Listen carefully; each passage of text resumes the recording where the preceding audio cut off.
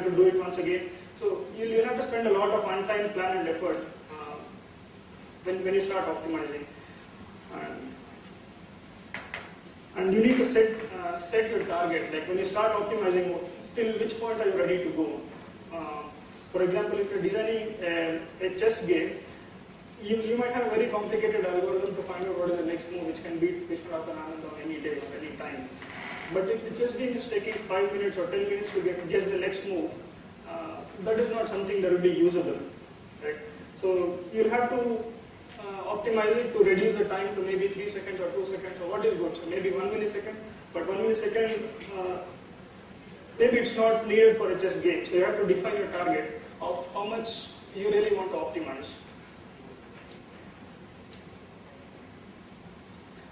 And the last point is about using third-party software or open source code.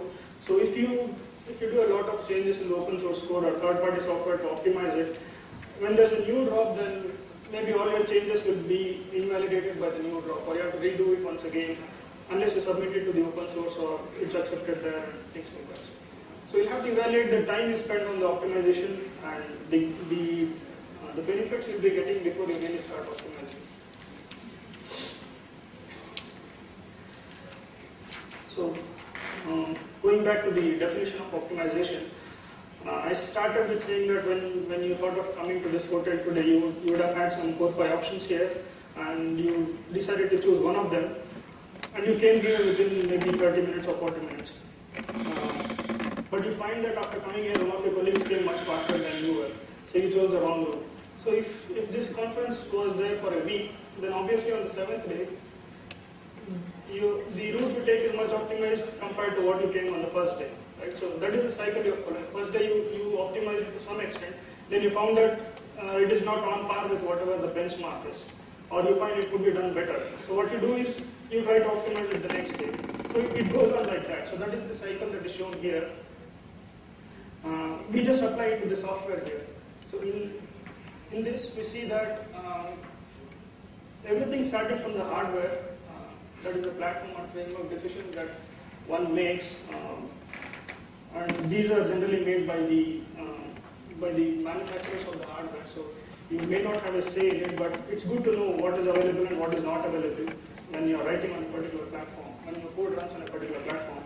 So the optimization or how well the application performs is defined right from the time when the platform or the framework decisions are made on which your application is going to run. Then after that, decisions on what the compiler or what assembler are used to compile the code and get the binary out of it. And then finally comes what is the design of the code that you're using. And once the design is ready, you try to optimize the design, then you start the coding, then you optimize the code. Finally, when your code is ready, you run it and you compare it against the benchmarks. If you see that it's not on par with the benchmarks, you have to redesign the code or redesign the design itself depending on how much is the difference between the benchmark and the performance of your application.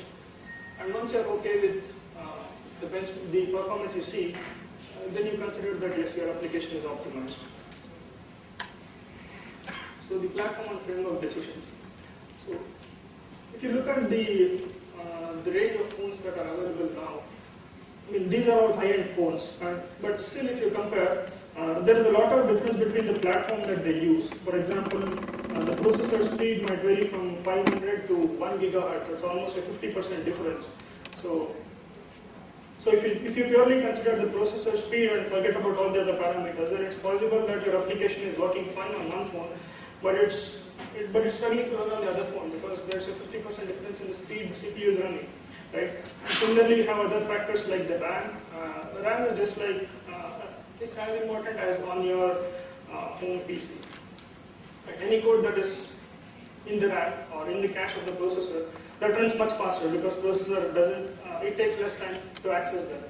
So the higher the RAM, the better it is. And next is the internal memory. Then you get the external storage. The display size also affects the performance because it needs to do that much more work to paint the display every time.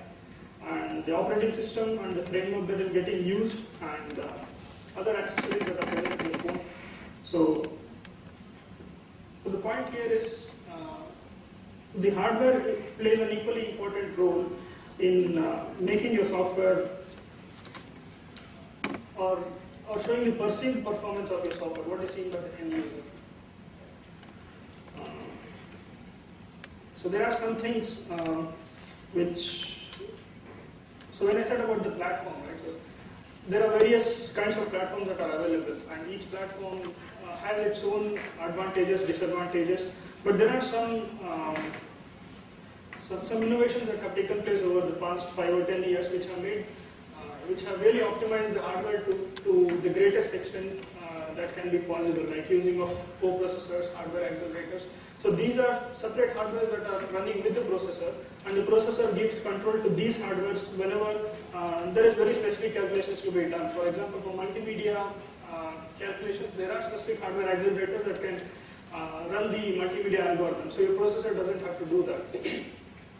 So similarly, for floating point calculations, you have co-processors that can do that. So it relieves the pressure on your main processor, so that can take up some other activity, and so that the software, the perceived performance of the software gets better. So when there are something that there are hardware that are supporting the processor itself. And other things are the changes in the microarchitecture of the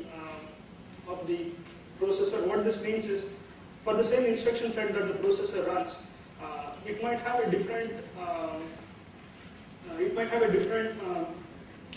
might have more number of ALU units, it might have more number of floating point units, and more number of individual blocks. So for the assembly code, it is still the same assembly code. There is no change in the instruction set as such. But when it goes inside the processor has its own way of handling the instructions so that it gives a better performance for the software that is running. So those are the changes in microarchitectures. Then we have vector registers, which are mainly used for weather forecasting, multimedia calculations. So these are which operate on a vector of inputs. So these are optimized for using a vector input and then calculating the output depending on what it is.